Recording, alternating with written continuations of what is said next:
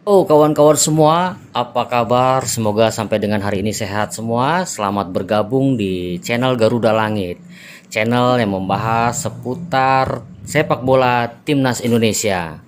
Dengan situasi seperti ini, kita kondisikan dan jangan lupa subscribe and like-nya. Oke, assalamualaikum warahmatullahi wabarakatuh. Jumpa lagi bersama gue Yuri di channel Garuda Langit. Wah, ini kayaknya belakangnya silau ya. Oke, kali ini bahasan gue tentang timnas Indonesia, terutama naturalisasi ya atau diaspora nih kan. Banyak pro dan kontra nih kayaknya akhir-akhir ini nih. Apalagi di TV-TV kan, aduh silau ya. Di TV-TV kita lihat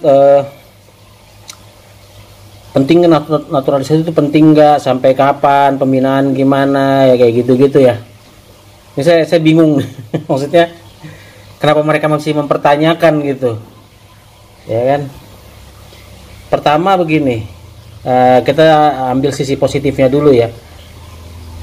Sepenting apa sih pemain-pemain keturunan ini, pemain-pemain diaspora ini ya kan. Yang pertama, ini pemain-pemain keturunan yang kita ambil ini rata-rata grade-nya bagus gitu. Maksudnya bukan pemain kaleng-kaleng atau pemain-pemain biasa-biasa saja gitu kan. Itu terbukti loh ketika kita lawan Vietnam di kualifikasi Piala Dunia, lalu ketika di Piala Asia U23. Itu terbukti banget kan mereka mainnya seperti apa ya kan. Bukan main-main biasa-biasa aja gitu. Mereka bener-bener ngebantu tim banget gitu. Itu yang pertama. Terus yang kedua kan semakin banyak nih pemain-pemain keturunan yang datang nih ya, bahkan untuk menghadapi kualifikasi Piala Dunia. Ini menurut saya ya, ini PSSI ini akan membuat sebuah rencana yang sangat bagus gitu untuk dengan pemain-pemain naturalisasi ini gitu. Jadi mereka itu pemain-pemain naturalisasi ini kita pakai untuk saat ini memang karena sangat butuh sekali gitu untuk bersaing di level Asia, bahkan mungkin di level dunia ya. Nanti kan mau masuk Piala Dunia insya Allah, kalau mudah-mudahan sih lolos. Itu persaingannya nggak kaleng-kaleng gitu, nggak.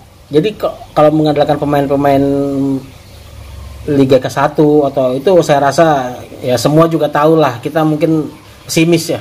Bukannya saya menjelekkan pemain lokal, memang kenyataannya ya kita masih belum bisa bersaing lah kalau untuk level Asia gitu. Karena liga kita sendiri juga kan belum bagus.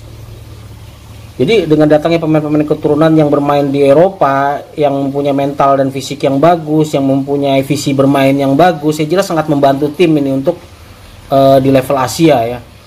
Kita terbukti kok kita ngalahin Australia, Jordan, Korea Selatan, Vietnam kalau di senior dan sebagainya. Dan mungkin nanti kita bisa mengalahkan Irak atau Filipina di GBK.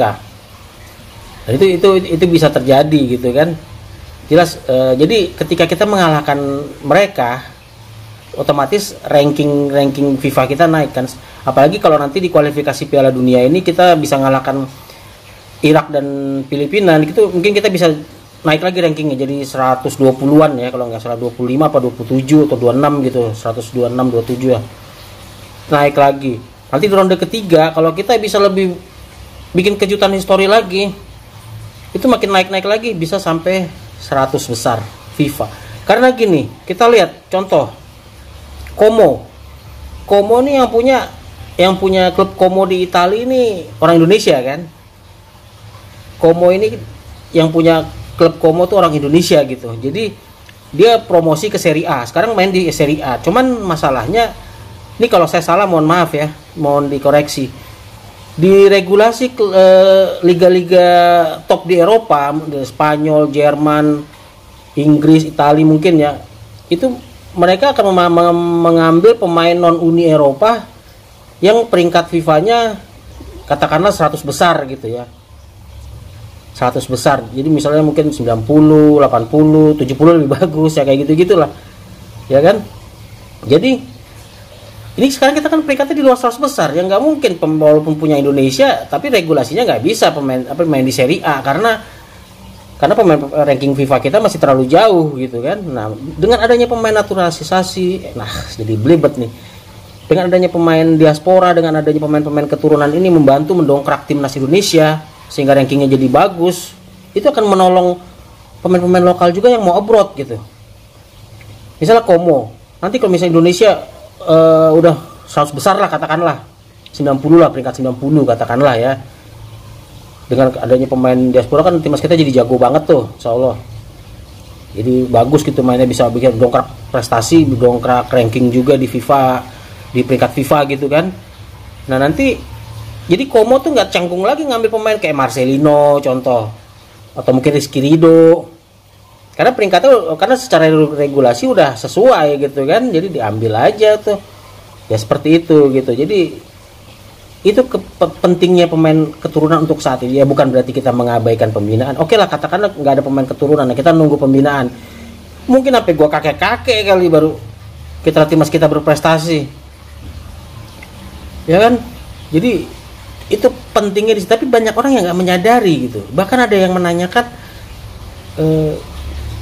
soal prestasi gitu kan, dia bilang, saya dengar di TV itu, berarti kan Pak Hamdan Hamedan kalau nggak salah bilang kalau naik level bikin sejarah itu sebuah prestasi kan. Cuman dia ada yang bilang katanya kalau nggak juara itu juga sebuah prestasi. Nggak ngerti gak? Apakah prestasi itu harus dengan juara gitu ya? Ini kita puluhan tahun di Asia aja kita ngap-ngapan gitu, kok mau langsung juara Asia? Ini tingkatnya Asia loh bro. Bingung juga itu. Sekarang banyak banget itu di TV-TV yang bahas naturalisasi apa.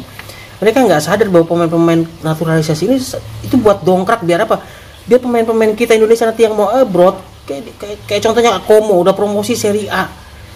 Kasihan Tom Haye mau main di Como sebenarnya bisa, cuma kan regulasinya peringkat FIFA Indonesia harus tinggi. Kayak gitu kan. Jadi ya itulah, makanya pemain-pemain keturunan ini diambil semua. Nanti main udah bagus, peringkat FIFA Indonesia naik, mau abroad mah gampang. Pemain-pemain Korea sama pemain Jepang tuh kalau mau abroad ke Eropa cepat banget, dia mau main di Liga Jerman, Spanyol, Inggris, Itali ya, karena peringkat FIFA mereka kan tinggi. Seperti itu. Pemain Irak juga begitu, pemain Iran, pemain Australia, karena peringkat FIFA mereka tinggi. Nah kita tujuannya diaspora ini buat peringkat FIFA kita tinggi. Pemain-pemain Indonesia nanti yang kalau sudah bagus, dia mau abroad, mau main di liga-liga top, ya gampang, nggak ada terganjal sama regulasi lagi seperti hal-hal begitu. Peringkat FIFA ini penting, tapi kadang mereka nggak mikir ke sana gitu. Mereka ya mau nunggu pembinaan, oke, nunggu pembinaan 20 tahun lagi, lu udah pada bot tanah kali. Kayak begitu ya kan. Ini sambil berjalan minum air, sambil menyelam minum air. Ya sambil pembinaan dibenahi, ya ranking FIFA digeber bagus tuh Erick Thohir tuh. Benar-benar langkah-langkah yang tepat gini buat naikin ranking FIFA dulu. Itu dengan pemain-pemain abroad biar berprestasinya mendunia, yang tadinya nggak pernah lolos 16 besar Piala Asia tiba-tiba lolos. Apalagi ini U23 yang tadinya nggak pernah main di sana tiba-tiba semifinal. Bayangin aja.